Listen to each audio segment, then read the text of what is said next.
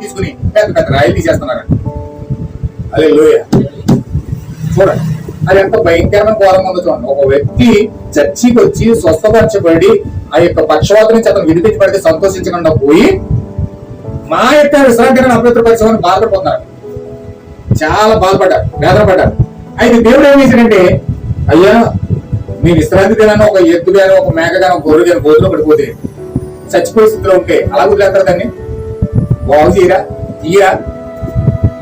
విశ్రాంతి దినం శ్రేష్టమా, ఈ యొక్క చచ్చిపోయేదాన్ని బ్రతికించడం శ్రేష్టమా అని అడుగుతాడు. వీళ్ళు అంటారు మాకు విశ్రాంతి దినమే శ్రేష్టం, సత్య చచ్చిపోయి మాకు ఎందుకది, మా విశ్రాంతి దినాన్ని మేము అపవిత్రపరచమని చెప్పేసి యేసుక్రీస్తు పని నిందలేయడానికి ప్రయత్నం చేశాడు. ఏం చేసేదంతా వ్యతిరేకంగా చేస్తా ఉన్నాడు, ఏం చేసేదంతా ఆపోజిట్ చేస్తా ఉన్నాడు.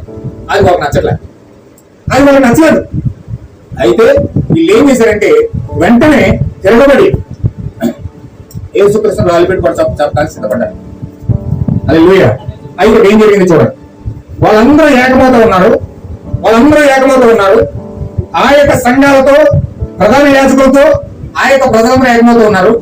కానీ యేసుక్రీస్తు మాత్రం ఒక మగ్దలేని మరియా, ఒక సమరయ స్త్రీ, ఒక పాపాత్మురాలైన స్త్రీ, ఒక రక్తస్రావ రోగి స్త్రీ, లేకపోతే పిలుపు, నతనీయులు, ఇలాగ కొంతమంది జక్కియా, ఇలా కొంతమంది అందరూ ఏం చేస్తున్నారంటే యేసుక్రీస్తు ఐక్యమవుతా ఉన్నారు. ఆయన సేవను గుర్తిస్తా ఉన్నారు. ప్రవచనాల ఆధారంగా, వాక్యానుసారంగా, వాగ్దానాల ఆధారంగా యేసుక్రీస్తు యొక్క సేవను గుర్తించి వాళ్ళు ఏం చేస్తున్నారంటే యేసుక్రీస్తుని వెంబడించడానికి ఇష్టపడతా ఉన్నారు.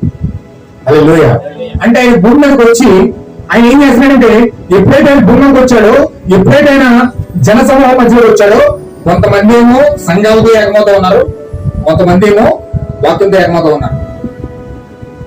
అయితే నేను చెప్తున్నా చూడండి, ఏకమవుతూ ఉన్నప్పుడు వీళ్ళందరూ కూడా యేసుక్రీస్తు భూమి మీదకి వచ్చి ఆత్మ సంబంధం వ్యక్తం పెడతా ఉన్నాడు. 2000 సంవత్సరాల క్రితం యేసుక్రీస్తు వచ్చి ఎలాగైతే 2 కార్యాలు జరుగుతున్నాయి, సంఘాలతో సంఘాలతో ఏకమవుతూ ఉన్నారు, వాక్యంతో ఏకమయ్యే వాళ్ళు వాక్యంతో ఏకమవుతూ ఉన్నారు. అలాగే 2000 సంవత్సరాల క్రితం వ్యక్తిపరంగా ఒక వ్యక్తిగా భూమి మీద దిగొచ్చి ఎలాగైతే ఇజ్రాయేల్ అయితే యెరూషలేము నడివీధిలో తిరిగాడో, ఇప్పుడు కూడా ఆయన అన్యజనుల మధ్యలో తిరుగుతూ ఉన్నాడు. ఇప్పుడు కూడా ప్రభువైన యేసుక్రీస్తు భూమి మీదకి వచ్చి అన్యజనుల మధ్యలో తిరుగుతూ ఉన్నాడు. ఇప్పుడు అక్కడ 120 మందిని ఎలాగైతే ఆత్మ సంబంధం వ్యక్తులు పోగేశాడో, ఇప్పుడు అలాంటి వ్యక్తులు మర్మయుక్తమైన శరీరంగా పూజ చేస్తూ ఉన్నాడు. ఆయన మీకు అర్థమైంది అనుకుంటున్నాను నేను. ఆయన మర్మయుక్తంగా తిరుగుతూ ఉన్నాడు. మర్మయుక్తంగా తిరిగి వీళ్ళు ఎక్కడ తీసుకెళ్తానికి, ఈ 120 మందిని ఎక్కడికి తీసుకెళ్తాడు? ఈయన పెంతెకోస్తులో పంపిస్తున్నాడు. పెంతెకోస్తులో తీసుకెళ్లి వాళ్ళు ఎప్పుడైతే పరిశుద్ధాత్మ బాప్తిసం పొందుకుంటారో వాళ్ళు క్రీస్తుతో ఏకమవుతారు. హల్లెలూయా. ఏది పేతురు వెళ్ళి యేసుక్రీస్తు పక్కన